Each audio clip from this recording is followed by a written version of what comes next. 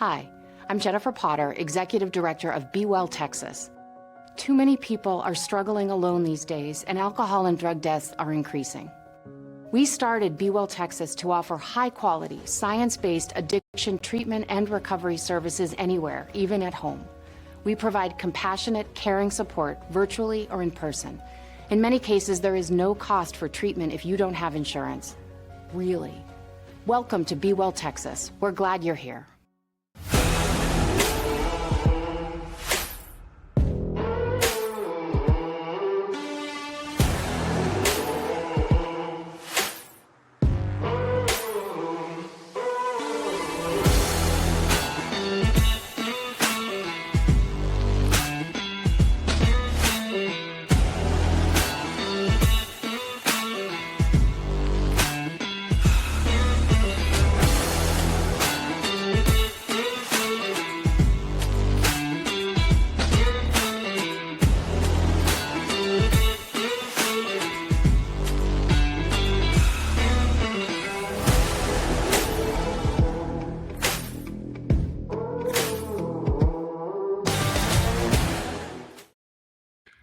Hello and welcome to the Republic of Football podcast. I'm your host, Carter Yates. Joining me from beautiful Austin, Texas is senior college writer Mike Craven. Mike, how are we doing today? Doing pretty good. How are you hanging in there? I'm doing all right. It's a little cold in the office, so I just been shaking hands and getting self-conscious about when I shake people's hands, and I think they must feel like I'm Lord Voldemort with my ice pick. I'm sticking out towards them, but other than that, I'm feeling good. Cold hands, ready to fire off some hot takes as usual. Yeah, warm yourself up. So we got a packed show for you today, guys. We're going to talk about the NFL draft and then give our closing thoughts on the NFL draft and where Shedeur Sanders and Quinn Ewers, why they fell, what we think about them falling. Then we're going to transition into the spring power poll.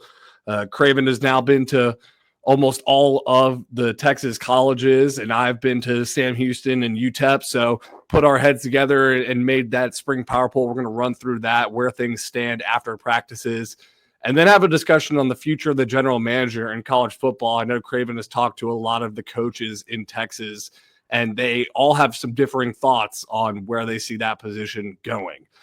Let's start off, though, with the draft. This past weekend, Craven, I know you're not a draft guy, but you had to have been locked into the draft this year, because what was that final tally? 31 of the top. Well, I'm totally butchering the stat. How many Texas high school football players went in the draft?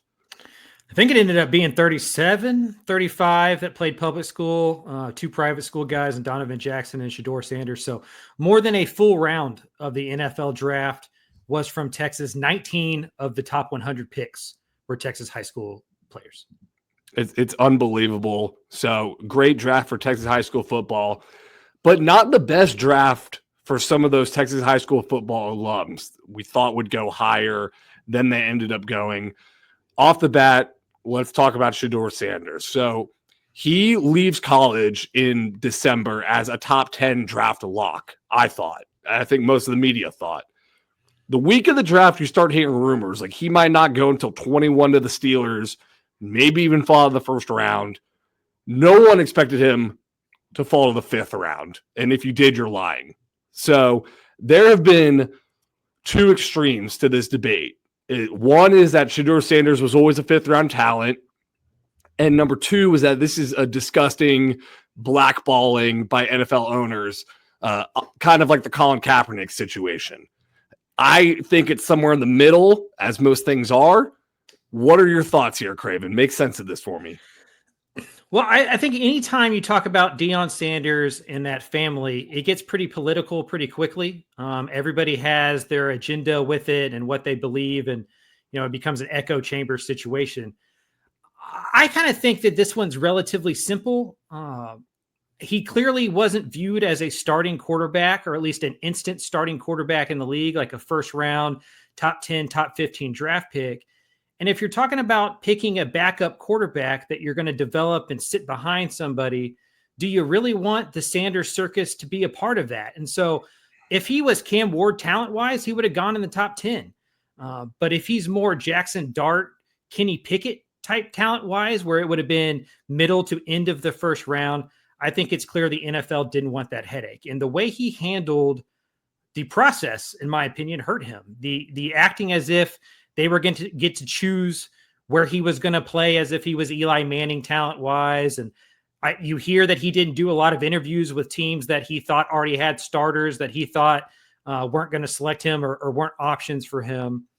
And that seems correct, right? I mean, with our dealings with Deion Sanders, with Prime Prep, and then with Shedeur at Big 12 Media Days, that all lines up with what I know about them, right? And so I think this was a case of getting a little too big for your britches, thinking that you were this elite talent that could dictate where you were going to go. And NFL GMs clearly thought you're more of a backup in 2 or 3 years, possibly a starter type player. And if that's the case, why invite that type of headache? Why invite that type of circus? I think the NFL was pretty clear that they didn't want to deal with it.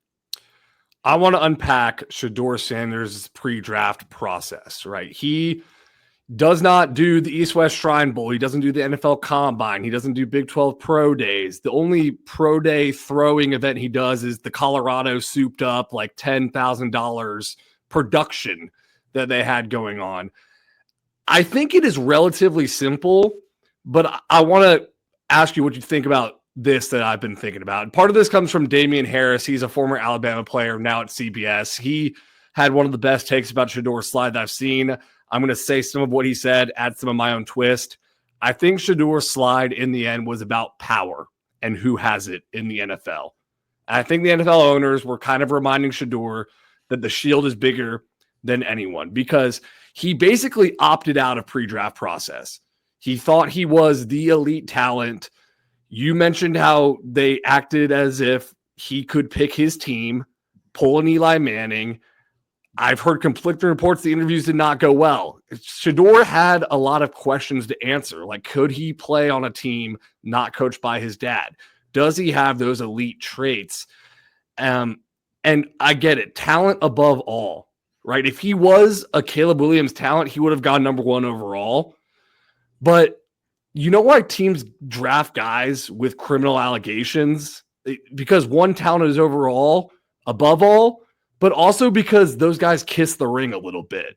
When they go through the pre-draft process, they go through the interviews, they work out, they plead with the owners, they say, hey, let me prove to you I can do this. And I don't think Shedeur has that attitude through the pre-draft process. And the dark secret is they'd rather deal with criminals than with divas. What you do outside the locker room, if you're a bad guy, that doesn't really impact the football team all that much unless you're suspended. What does impact the football team is a quarterback who thinks he's better than everybody, who throws his offensive line under the bus when he's getting sacked. We had a little bit of run-in's the wrong word. I thought it was more funny, but at Big 12 Media Days, we asked him for an interview and he turned one down because we didn't rate him high enough, right? And he was in our top 100. And so, and that's his prerogative. That's perfectly fine. It saved us one interview, which was nice in a busy 3 days. But you can see how that would run an employer the wrong way. And then the next part about this is the Deion Sanders nugget, right? Beyond just Shedeur and what he thinks of himself. Deion Sanders is a head coach and he's a big personality. And if you're selecting, Shedeur to be your next kind of future quarterback, as a head coach, are you hiring your replacement?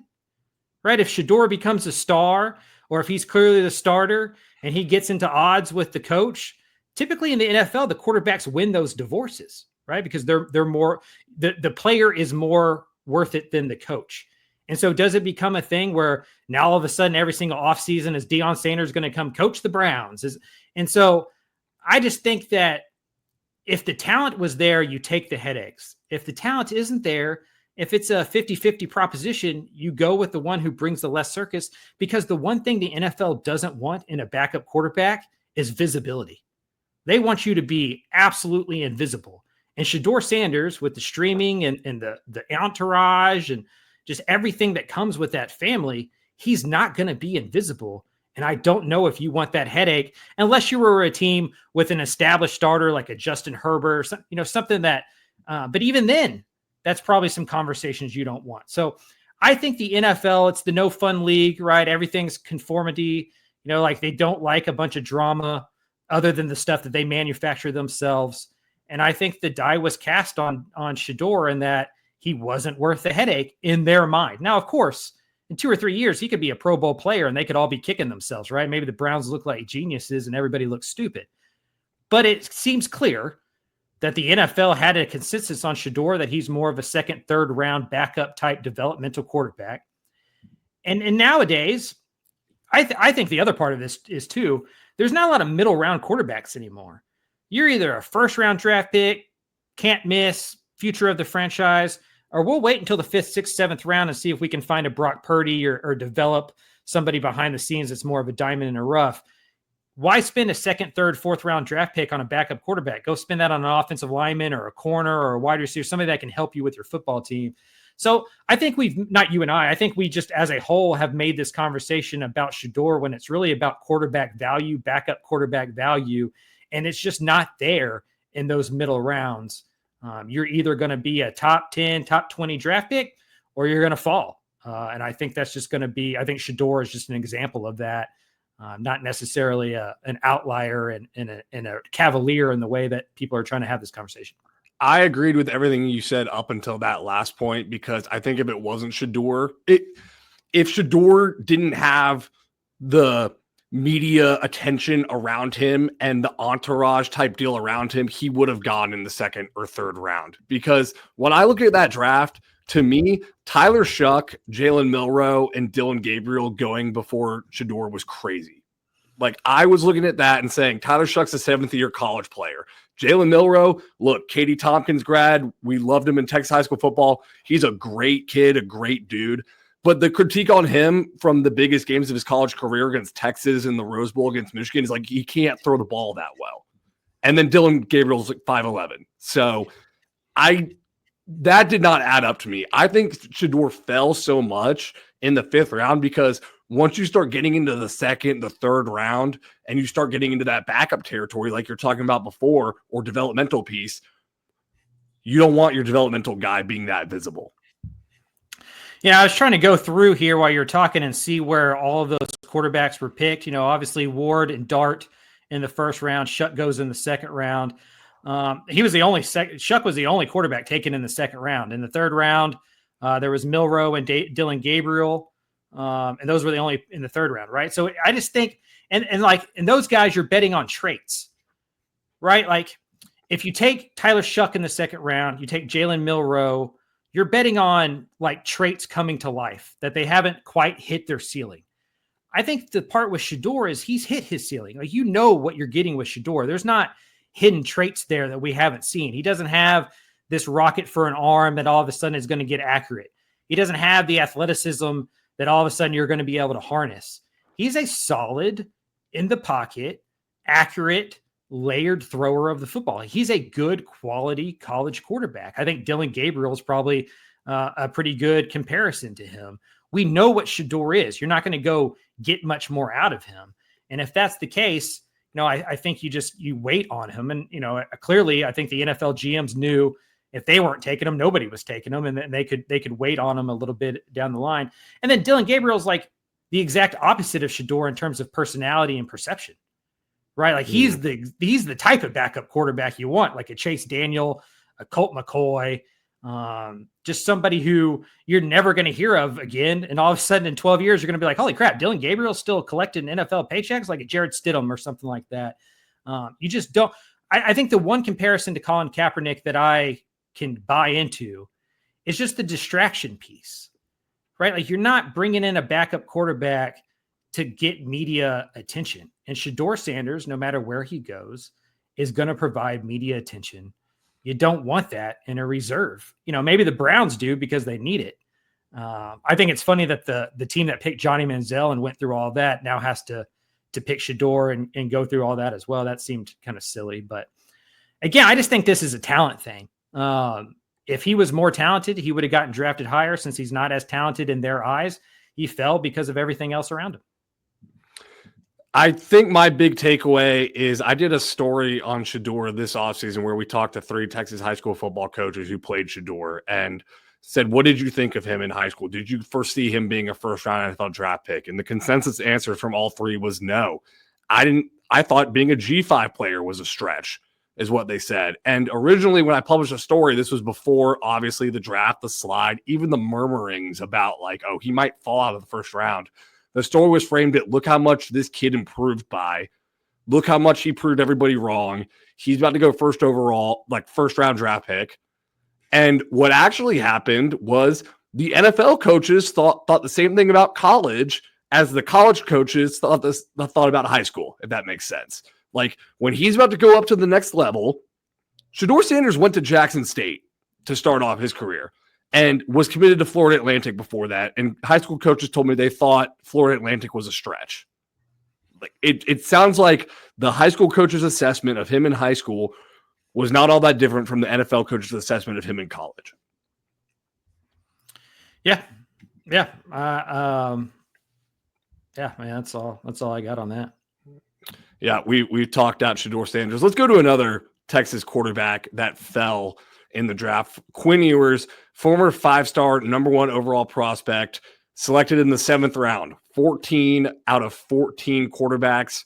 Guys like Graham Mertz and Montana State's Tommy Millott go before him.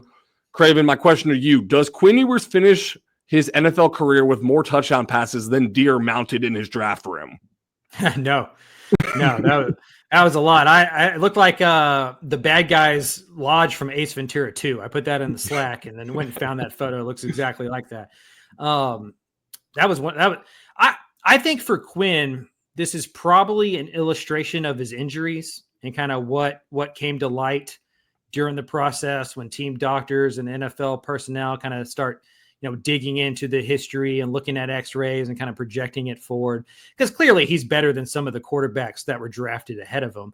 But like Shedeur has off the field kind of circus stuff. I think Quinn Ewers has kind of off the field injury type stuff. Hasn't really been healthy since he was a sophomore in high school. How does he handle the NFL?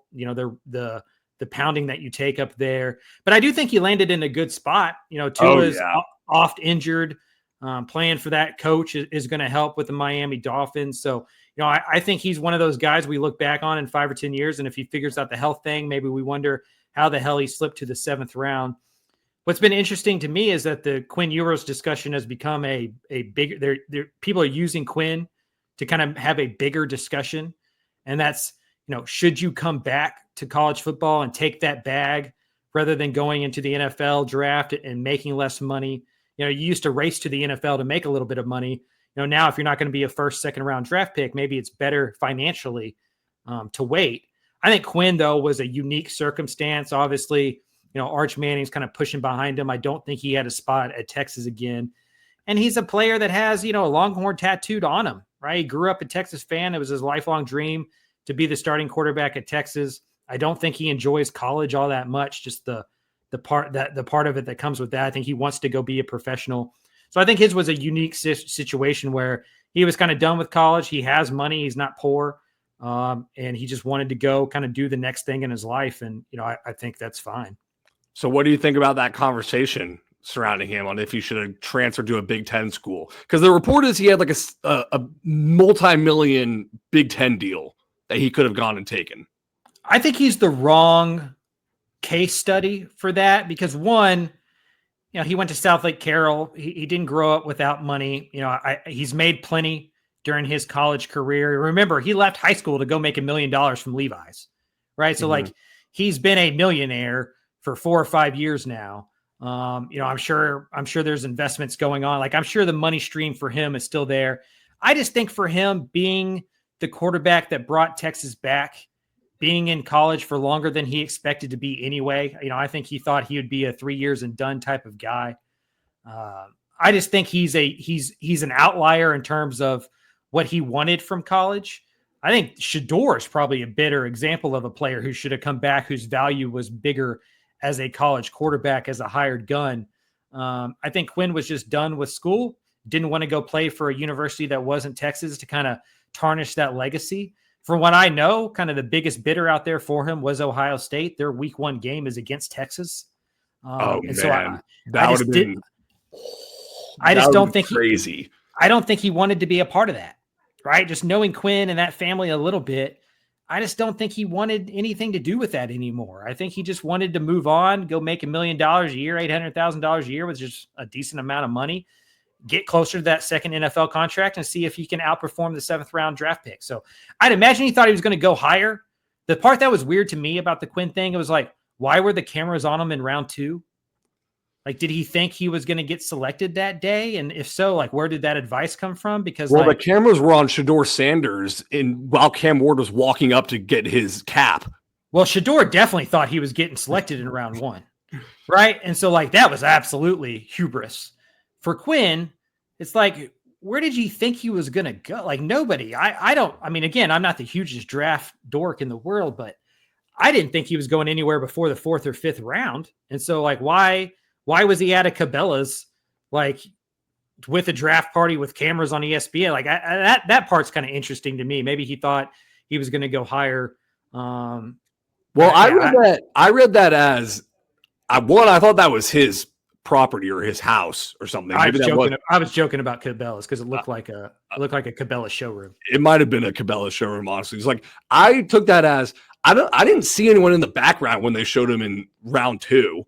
Looking at there, I think he kind of just had a camera on just in case, but I saw like him and his dad there. I saw the big draft party on day 3.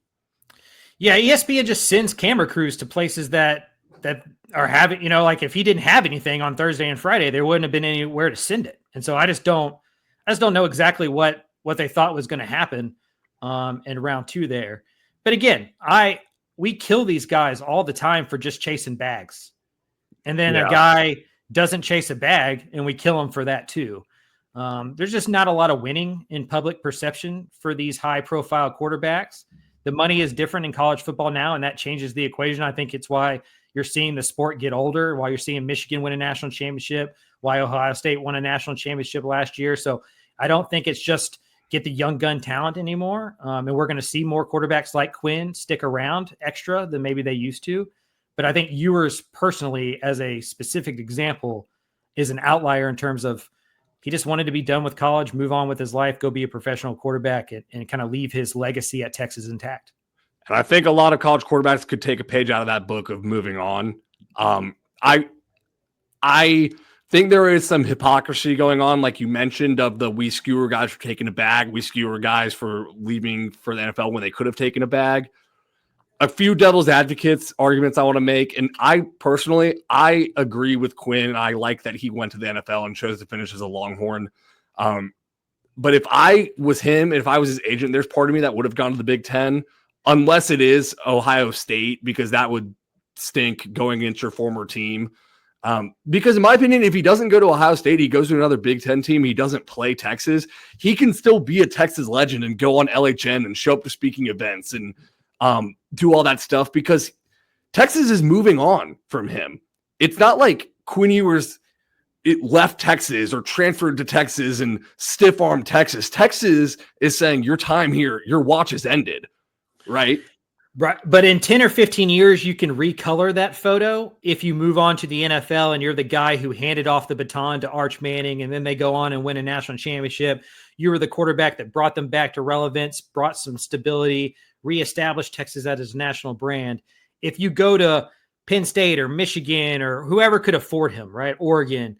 And then Arch Manning goes and balls out and finishes better than you or wins a national championship and you don't, then all of a sudden everybody just points to you as like the guy who should have been passed over sooner. Or like, why didn't Arch Manning play more? Or look, he was holding us back. So I think you just try not to prove a negative there, where you just leave it the way it is, move on with your life, leave your legacy what it is, and then kind of reestablish it, later on in life, not as somebody who moved on. And then you have an apples to apples comparison, Arch Manning versus Quinn Ewers in the same season as college quarterbacks. My last NFL draft topic I wanted to ask you about, Craven, is I claimed on a podcast with Anwar Richardson in August or September of 2023 that Tyler Shuck would be a mid-round draft pick if he stayed healthy. This is when he was at Texas Tech. And this is a lesson for you guys. I know with the tariffs going on, you never sell your stock, because I held it bottomed to zero. And then somehow you just hang on long enough and I'm proven correct. He goes in the second round. Can I claim victory for that take? 100%. All right, I'll take my victory lap. The talent was always there. He just couldn't stay healthy. He had like a run at Texas Tech of just incredible, unlucky injuries there. They were hardcore season ending kind of big injuries. But there's a few coaches in this country that are quarterback whisperers that can kind of shine some polish onto guys. And Jeff Brom at Louisville is one of those. Had a good year there. And then again, I think if it's not early first round stuff, like it starts becoming about traits, like it starts becoming about upside. And Shuck has that. If you can figure out that arm strength and like where he's throwing the football and keep him healthy, like his upside is high, and NFL scouts love that stuff. It's just like recruiting. Like when you're looking at high school recruiting lists, like the quarterbacks with the biggest numbers aren't always the highest ranked ones. Some of that system and it's a projection, and we all fall in love with traits. And I think the NFL scouts are the same way.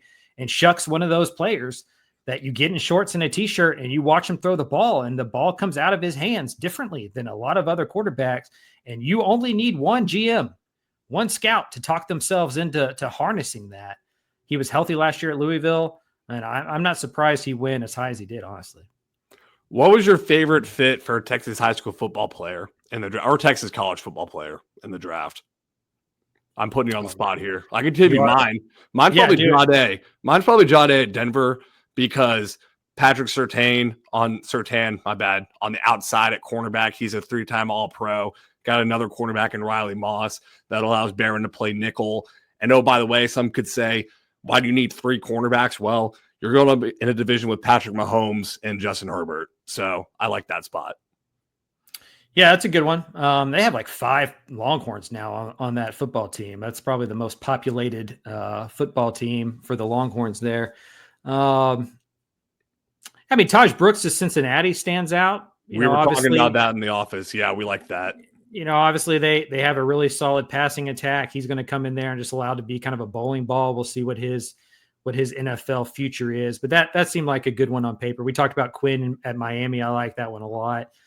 We did a piece online last week. That was controversial. I got some texts from some coaches over some of the picks and comparisons in that piece of like who was going to be the best NFL player from Texas this year. I think we both picked Kelvin Banks. And so anywhere he went, I think was going to be a good fit. I think he has the highest floor of any of the players from Texas selected. I just don't see how he doesn't have a 10 to 15 year NFL career that includes some Pro Bowls. Like he's going to be a solid player. Like there's no bust factor for him there. Were people texting you like, I disagree with Kelvin Banks? No, just I think some of the picks were definitely like off the radar. Matthew Golden got compared to Cole Beasley in the piece at some point. I got a few texts from some wide receiver coaches laughing at that. So just that kind of stuff. I liked Matthew Golden of the Green Bay Packers until I found out he's wearing number 22, and now I hate it. That's gross. All right, it's a tough place to play wide receiver. Like there's a reason they don't invest in wide receivers. It's because it's hard to pass the ball past like October 20th at that place. All right, let's transition now into who we got coming back next year for Texas college football. Let's do an updated spring power poll. Most teams, I think all teams are done with spring practice. Transfer portal is winding down. By the way, just personal gripe. I'm fully on record now. I hate spring transfer portal window. I'm sorry. Like, I'm all for players transfer. I sound like such an old white guy here. I'm actually doing the full, like I'm all for players getting money and transferring.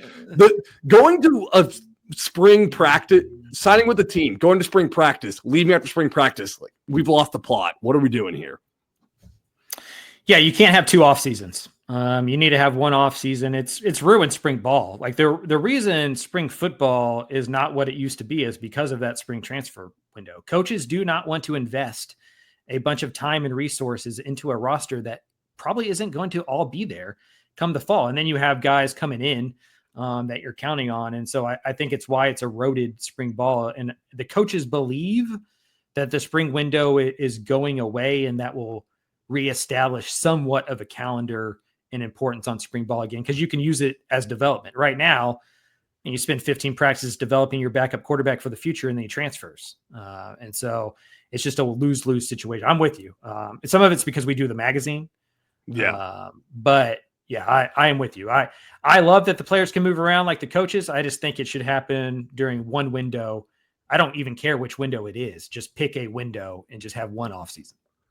But if they take away the spring portal window, won't a player just sue the NCAA and say this is limiting my movement? Probably, which always brings it back to eventually they're just going to have to be put under contract. Like eventually they're going to have to be employees. They're going to have to be under contract. And the adults leading these programs are going to have to be okay with losing 20 to 25% of their salary. That's just how it goes. You made money that you shouldn't have been able to make for 40 or 50 years. Like eventually, it comes calling. We've seen this in the South before. We don't have to have a history lesson, right? Like that, like you got to redistribute the funds when your employers, when your workforce becomes actual payable. There's going to be some changes in the structure, and college football, as always, is very slow and reluctant to change. And then it ends up being worse than it would have been if they just attacked it head on. All right, well, let's get off our soapbox now and talk about the teams coming up this year, post-spring Power Poll rankings. Craven, I haven't seen your list yet. This is going to be my live reaction. I want to hear picks 1 through 4. Well, I think number 1's easy. Yeah. Right. Texas Longhorns, number 1. They're 103rd in returning production. Offensive side of the ball, I think, returns 29% of their production. But I'm betting on the recruitment. I'm betting on the development. I'm betting on Arch Manning. I think Texas is a playoff team again. What their upside is probably depends on Manning and some of those offensive stars breaking out. We'll see if those freshman wide receivers can hit the ground running. But I think their run game is going to be excellent. I think their offensive line is going to be more physical. It may not be as good in pass pro without Kelvin Banks, but I do think they're going to be good in the run game, get CJ Baxter back. I think they have the best player at 2 of the 3 levels of defense. Like I think Colin Simmons is the best edge rusher in college football. I think Anthony Hill is the best linebacker in college football. Michael Taft has an argument to be one of the best safeties in college football. So I think defensively, they're going to be tremendous. Pete Kwiatkowski's still there. The continuity on the defensive side can't be understated. So I think Texas is clearly number 1. Then it gets interesting. And I think 2 through 6 could be any order that you wanted to give me, and I'd buy it. I'd probably argue a little bit, but I could buy it. I have Texas Tech at number 2. I just don't think you can ignore what they've done in the portal. Their roster is going to be more talented than anyone else in the Big 12. Like they have money whipped their way into an incredible roster. A lot of pressure on Joey McGuire to do something that hasn't been done at Tech since 1976 when Bill Parcells was the defensive coordinator. So I have Tech 2. 3 and 4 was the hardest for me. I have SMU at 3, Baylor at 4. Anybody who's listening to this podcast knows that I feel like Baylor is going to be really good this season. I just think SMU may win that game because it's at SMU. And so I didn't want to put SMU behind Baylor and then predict SMU to beat Baylor when they play in non-con. So my top 4 is Texas, Texas Tech, SMU, then Baylor. What were the 2 teams that you had the hardest time leaving out? Well, 5 and 6 are A&M and TCU. A&M, year 2 under Mike Elko, he's convinced me that defense between year 1 and year 2 just makes this huge jump over continuity and just scheme, right? Like he'll take the hit personnel wise. Like they're not going to have a Shamar Stewart or a Nick Skirton in terms of talent at defensive end, but they think they make up for that by knowing what they're doing this year on the defensive side of the ball. Like they were so bad at big plays last year, like one of the worst defenses in the country at allowing big plays. If you look over 20 yards, 30 yards, 40 yards, like A&M is in the hundreds in pretty much every single one of those. So if they eliminate big plays, I think the defense takes a step forward. And if the defense takes a step forward, the offense is going to be better. Like the offense is going to be better regardless. Like Marcel Reed's the full-time starter. I think they have an identity up front. Their top 7 offensive linemen come back. I like what they did at wide receiver in the transfer portal. If not for Texas's running back room, A&M would have the best running back room in the state. Like they are going to, with Marcel, you add Marcel Reed's legs in there, like they are going to run the football. Like, they're going to look like a really good run the football team. I think A&M's got a chance to be a 9-3, maybe flirt with 10-2. And in the SEC, that's a playoff team. And then TCU, I think has the highest variance in the state. I think they could win 10 or 11 games. I think they could win 5 or 6 games, right? Like that's just what the Big 12 is, what that roster is. Again, continuity. They didn't go into the transfer portal like Texas Tech did. They feel like they've recruited and developed well behind the scenes. Kendall Briles, year 3 as OC. Andy Avalos, year 2 as defensive coordinator. Josh Hoover, superstar at quarterback, Tennessee, tried to pull him away from the Horned Frogs. So TCU could win the Big 12, and I would not be all that surprised. And so to have them at 6, even though I think that they're a conference contender, was tough. Is Baylor going? I remember Baylor, the first power poll was number 2, and now they're number 4. And I get the argument that you think SMU is going to win that non-con, so you're going to put SMU ahead. Is that the only argument for why Baylor has fallen to 4, and because of what Texas Tech has done, or is something Baylor's done this spring that you're giving pause at? Some of it's the secondary. I worry about that cornerback position. They just brought in a new corner through the transfer portal, which tells me during the spring they weren't satisfied with where Caden Jenkins was, because he went from freshman All-American to sophomore bust. Like, he was bad last year, not just average. Like, he was a weak link. He was bad. They need him to regain form or somewhere to get better in the secondary. And so I just feel like there's some question marks there. I also think the Big 12 is just such a crapshoot that it's hard to predict what Baylor's going to be. They have a tough schedule. Like, it's possible Baylor's 0-2 to start the year. And they play Auburn at home and then at SMU. Like, they could be 0-2. They have Arizona State early on in conference play. Like, they could have a losing record going into October. It was hard for me to reconcile that fact with keeping them at number 2. They dropped down at least one spot just because Texas Tech and what they've done with the portal. And again, if we were doing this with tiers, I would have SMU and Baylor right next to each other. The winner of that football game kind of decides that. I just had to pick one to be 3, one to be 4, and I went with the team that was in the college football playoff last year. But I know with SMU, we were both kind of selling that stock after last season. Not like selling stock in Rhett Lashley in that program, but selling stock for the upcoming season. I feel like now if they're at number 3, that's not a total sell stock. I know they would have been the number 2 team last year with the college football playoff, but have your opinion gotten better of them as the offseason's gone on? I mean, I think they've done okay in the portal. Again, you could have Baylor at 6 or you could have SMU at 6 and I'm fine with it. I don't think that there is much separation 3 through 6. SMU, Baylor, A&M, TCU, you could put in any order, make any argument, and I think it would be valid on April 29th. Like, the difference between number 3 and number 6 in this power poll is probably one game during the regular season. SMU is going to play TCU. SMU is going to play Baylor all in the first month of the year. We're going to figure out those 3 in the pecking order pretty quickly there. But Kevin Jennings is back at SMU. They got some good wide receivers. The offensive line is going to be good. Scott Simons, the defense coordinator, in my opinion, is one of the best DCs in this state.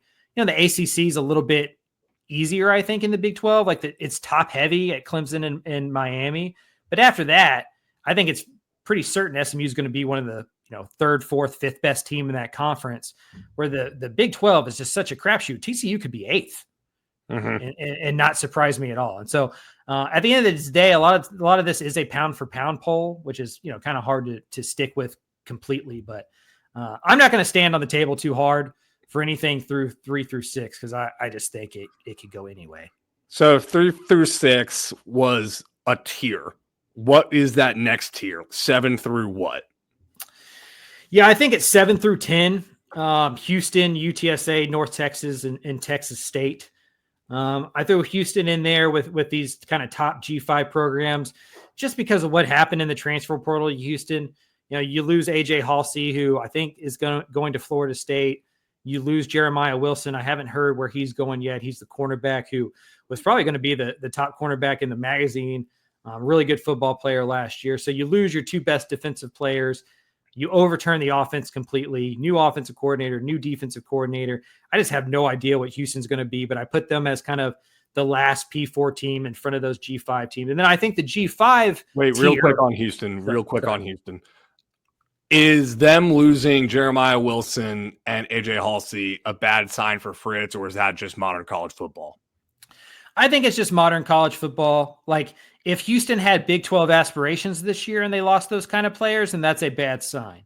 Mm-hmm. But if you're going 6-6, 7-5, best case scenario, and Florida State comes calling, like, if you're AJ Halsey, you go. Mm-hmm. if Florida State came and tried to hire one of the assistant coaches, they'd go, right? Like there's certain, it's not like he left for Baylor or one of the peers in the Big 12. Like he left for a power program with a decent amount of money. I think that's understandable, but defense was going to be what Houston hung their hat on this year as they figured out the offense with all the new faces. I think the secondary was the known commodity, and then you lose 2 all-conference players in that secondary. Now all of a sudden you have major question marks on that side of the ball. So I don't think it was a great sign for Houston, but I also think it was mostly this is college football. These guys need to go get their bag. AJ Halsey's not going to be a first or second round NFL draft pick. This is probably the most money he can make in a single year playing football. You go do it that last year in college football. Like I don't begrudge anybody for doing that. And then I think at the G5 level, it's a 3-team race to be the best G5 team. I think it's UTSA, North Texas, Texas State. I put them in that order. North Texas lost some guys to the transfer portal there, especially on the defensive side of the ball, like Braylon Charles and stuff, that we'll have to see what happens there. Now, I think of those 3 programs, the most known unit of those 3 is UTSA's offense. Mm-hmm. And if they're all kind of the same to me in my head, which they kind of are, I'm going to go with the place that has the solidified quarterback, the weapons, and the offensive line. UTSA has all of those. And so that became the tiebreaker to me. So is Texas State then the one with the most question marks, and that's why they're 10th? Yes, 100%. 100%. Mm-hmm. I do think Brad Jackson's going to be the starting quarterback there, but they just brought in SMU's back up to kind of compete. So who knows what happens there? Like we've seen GJ Kinney add a guy in the summer portal that becomes the starter. Like that's what happened with TJ Finley. We thought Malik Hornsby was going to be the guy. They left spring not thinking that highly of that. They went and got a new quarterback, and he led them to 8 wins. So maybe that happens again. I know more about North Texas than Texas State, so I put North Texas ahead of them. You know what Keldrick Luster coming to Texas State reminds me of is I've been watching Farmer Wants Wife, a dating show with the fiance, and basically all the farmers are, hunky farmers on a farm with like 4 women vying to be, their wife at the end of the show. And the episode I just watched, basically the farmer's mom picked a girl from the outside that he went on a date with and had the choice either bring them into the farm or not bring them into the farm and stick with the 4 women he has. And when they bring the women back to the farm, those other 4 women, they were cool with the 3 others there, but once you bring the other one in there, they're really not happy about it. So I feel like Brad Jackson is one of those wives in Farmer Wants Wife where you bring Keldrick Luster in on the date in the spring transfer portal window. Something to watch out for.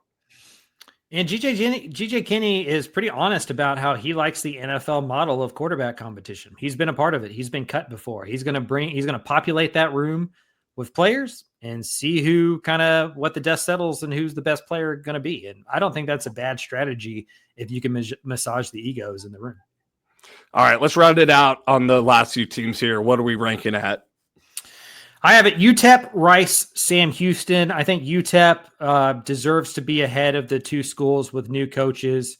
We'll see what the Miners do there. I expect a decent jump up. Like I think UTEP's going to be a bowl contender this year. I think they're going to flirt with the 500 record. As we saw with Sam Houston in 2024, you can go from the bottom of that conference to like top end of the middle pack pretty easily. So I think UTEP's poised to make a big jump. I like Rice more than Sam Houston right now just because the roster stayed intact more. Like you didn't see a mass exodus from Rice the way you did at Sam Houston. Some of that's just the way the institution is set up. Like you're not running away from a Rice degree.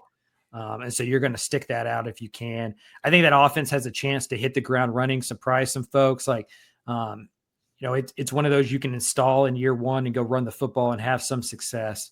Sam Houston, I just think is going to be bad. Like, I don't think they're going to be bad forever. I just think this year is going to be a very trying, hard year. I know practically nothing about the roster except for a few guys on offense. I think they're in for a challenging year. They're not even playing on campus at home. For me, it was pretty clear to put Rice, Sam Houston. The last 3 seemed pretty easy. Going UTEP, Rice, Sam Houston.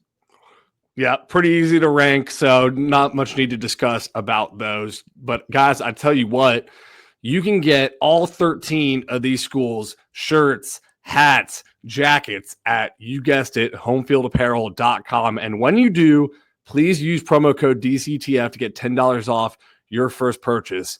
I'm on the website right now. I'm looking at these baseball hats they've got. They got some trucker hats. I'm a big fan of those. It's summertime. Got to go to the beach. I'm going to need those on me. Go to homefieldapparel.com. Promo code DCTF for 10% off your first purchase. That is homefieldapparel.com. Promo code DCTF, 10% off your first purchase. All right, Craven, let's wrap up this show by talking about another weighty existential topic, the future of the general manager. Now, I know a lot of schools do this differently. There's some general managers like Andrew Luck at Stanford who now have basically the NFL model of top-down decision-making, not the athletic director or the head coach. I know Cal is trying to get Ron Rivera to have that same power structure as the GM. And then there's some schools that, like Texas Tech, James Blanchard, he is the lead personnel director, recruiting director. He's the one in charge of all the players on the roster. And then there are some GMs who are financial in nature, talking about budgets and where they spend their money. So what have you found out from your reporting about what college coaches in Texas think of the future of the general manager? I'm going to write a story for this next week on TexasFootball.com. But what I found interesting is that I asked probably 8 or 9 of the coaches I talked to, and they all had relatively different answers, because at the end of the day, what the general manager is at each school is what the head coach doesn't want to do. And so if the head coach, like GJ Kinney, loves the scouting evaluation part of football. Like, I think if you gave GJ Kinney a choice, he'd be an NFL GM. Like, I think he likes the coaching part, but he really loves the roster development and the roster construction and watching quarterbacks and watching wide receivers and linebackers and figuring out the diamonds in the rough. And so he's not hiring Justin Owens to be that guy for him. What Kenny doesn't want to do is negotiations and money and payroll and salary and setting up the visits and figuring out what you do on the visit and all that kind of stuff. He wants to hand that over. And then you go to Texas Tech.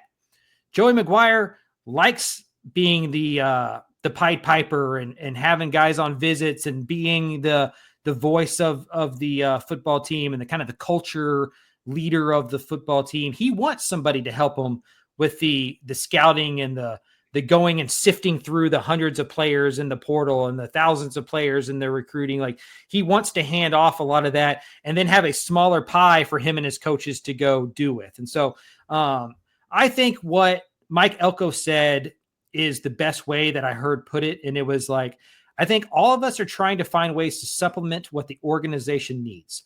For us, a lot of it is scouting evaluation, organization of visits, organization of what happens, and then the management of those type of things for this team specifically.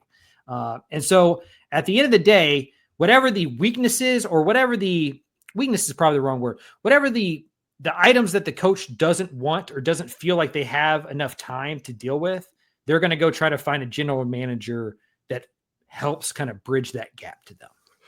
Is there a future scenario where all GMs have the same job description at all colleges? I don't think so, because the college coach is still uniquely in charge. Maybe a place like Stanford or Cal that cares all about the Olympic sports, and they have 40 different programs for the athletic director to oversee, that they go and they hire what is essentially an athletic director for just football, and its name and title is general manager. Like, from talking to the coaches, they don't think Andrew Luck is like, quote unquote, a general manager. They think he's an athletic director for football, and they just don't want to call him that at Stanford. But we're in the state of Texas, where the football team is the most important, the second most important, the third most important, and the fourth most important thing on campus. And at a place like that in the South, I think even a place like Ohio State, Michigan, but like, I wouldn't be surprised if Northwestern eventually had a football general manager that was basically the athletic director like Stanford does. But at Texas A&M, I just don't see it ever being where the GM has the type of power to hire and fire coaches. I think the head coach is the superstar, is the face, is college football in a lot of ways. And I don't see that changing in places that we cover. I was talking to a high school coach this weekend at the 7-on-7 tournament, and he was talking about a guy who took a GM job in Texas and said the most important thing is that title. Getting that general manager title was huge. Can you tell me why, Craven? Why, if the GM is something different at every school, why is the title so important? Well, some of it's ego, right? It's why I like to be called the senior writer, because when you're applying for jobs later in the future, that sounds better than staff writer. General manager sounds better than director of recruiting operations. There's a gravitas to general manager on paper, on a letterhead, on a resume that pops. It sounds like you have more responsibilities than maybe that you do.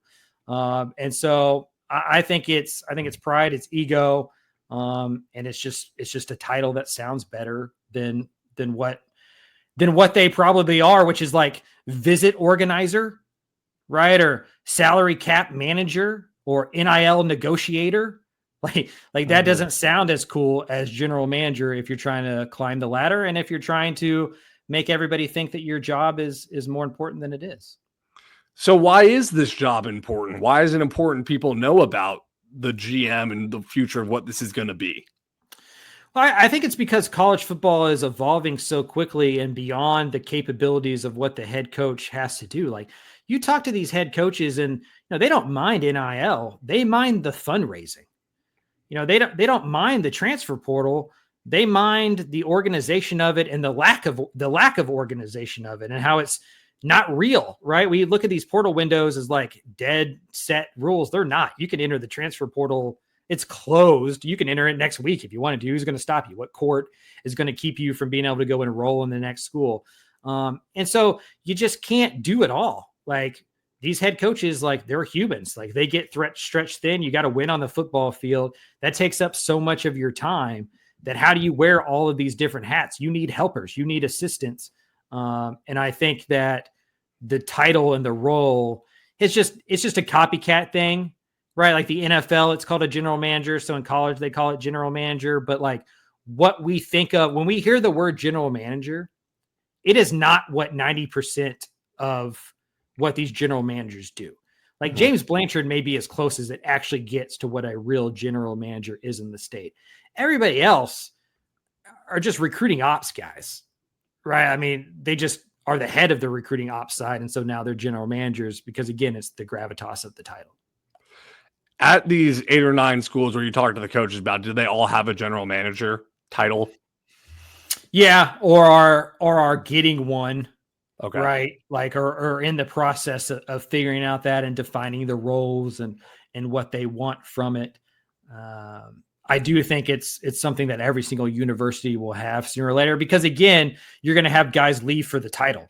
Like, you have to come up with the role and the title because everybody else is doing it. And you want to be able to hold on to your guys or go hire somebody, because you could offer them the exact same job responsibilities, the exact same money. But if one is the, director of recruiting ops and one is general manager, I think they're going to take the general manager role because it just sounds better. Like, I don't want to get too reductive here, but I do think a lot of it is just a make-believe title that describes something that's always existed in college football. You just need more help now than you did. And so the room's getting bigger and you need somebody to like be in charge of that room. Like, Rhett Lashley used to be able to oversee all of the recruiting guys. Now he needs somebody to oversee all those recruiting guys because it's not 3 of them anymore. There's like 12. And so I think you're just becoming the head of that operation that's already existed. Well, this stuff trickles down. So it's like you're talking about, the NFL has GMs. Now colleges have GMs. I just wrote a story on the website, texasfootball.com, about the rise of directors of football operations in Texas high school football, because those are all in colleges now. So high schools are doing them. So it's just a copycat league all the way around. And anything else on general managers? I think that's a pretty comprehensive review. Yeah, I mean, I still think it's important to remember that the head coaches and the coordinators have more say over the roster than the general manager, and that's true everywhere, even at Tech, right? Like, it's not like James Blanchard is picking the whole roster. Like, he still has to like run that up the pole, and there's still conversations in-house that are collective. I think McGuire is just a delegator. That's just who he is as a person. He tries to hire people he trusts and then goes and does it. But nobody's going to tell Jeff Traylor who he's adding to his roster at linebacker. Like it's just not happening, right? Like nobody's going to go pick a safety for Mike Elko or a wide receiver for Steve Sarkisian or a quarterback for Rhett Lashley. What they're going to do is just sift through the thousands of players in the portal and the thousands of recruits out there to kind of just get rid of some of the noise that used to not exist for these guys. And that's just what it is. Well, it'll be interesting to watch. Keep it tuned on detectivefootball.com to see Craven's article with his full thoughts on the future of the general manager. That's going to do it for this week's edition of the Republic of Football podcast. Craven, any closing thoughts through the door?